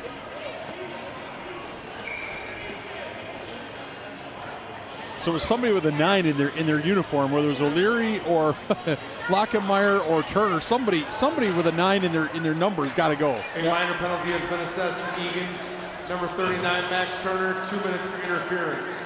Number 39, Turner, 2 minutes for interference at 14:56 of the third. Well, we know it's not Marcus Boniface. He's like a goaltender within the program who wears 29. Yes. In any event, the Raiders will have a power play here for the remaining 90 seconds plus of this game. Absolutely.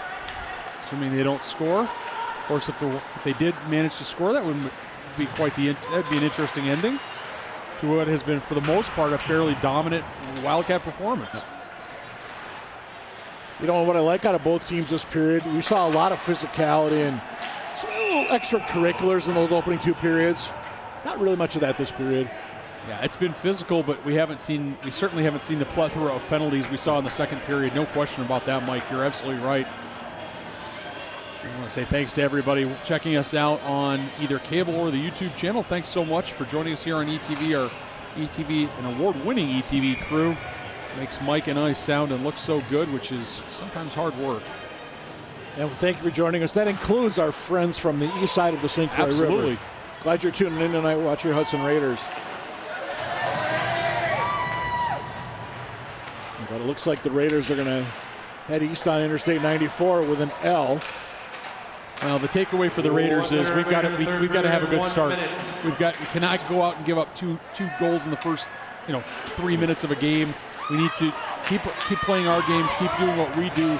Sometimes if you're the Raiders, the best thing you could do is get hit in the mouth a little bit, and then realize, hey, we got to work a little harder. We have to focus a little more, and then take that into their playoffs as well. Yeah, it looks like their season ends. Their last regular season game will be February 8th.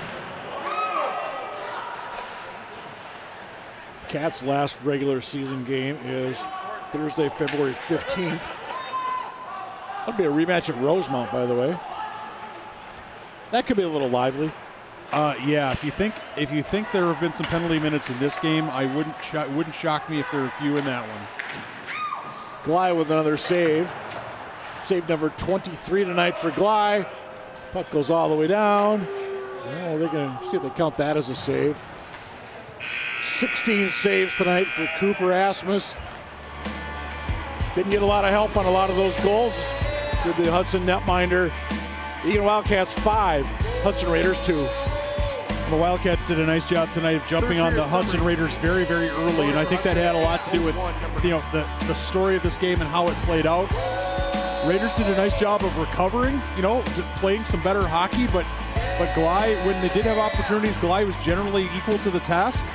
And really, it's a situation where the Wildcats need to take this and build upon it. If they don't, then they're going to be looking at some really tough games coming ahead. So they got to get some momentum back, and hopefully this helps steer them in the right direction. Well, they should have a good chance to build on this on Saturday down at Farmington. And then back here, it'll be much tougher next Tuesday night with Shakopee here on the 30th. But, hey, celebrate while you can for the Eagan Wildcats, who improved to 9-10 on the season. Hudson falls to 11-7. Riley Co-prong with a hattie. Wildcats win 5-2 over the Hudson Raiders. Here's his first of 3. Here's his second on a little laser down low. And then there's one more eventually. There's the Hudson goal. Hempel got him on the board. Made it 4-1 back in the second. And then people throw your head where that's a hattie. Co-prong. And Zers, nice job controlling that puck with his stick. 5-2, your final score. Trust us, it's 5-2 Eagan. Nathan, that's going to do it for us tonight. So he's Nathan Cron, I'm Mike Cook. The ETV crew, everybody, thanks for watching. On behalf of the entire ETV crew. Sorry, how long have we been doing this? Anyway, thanks for being with us, and we'll see you next time for Wildcat Hockey on ETV.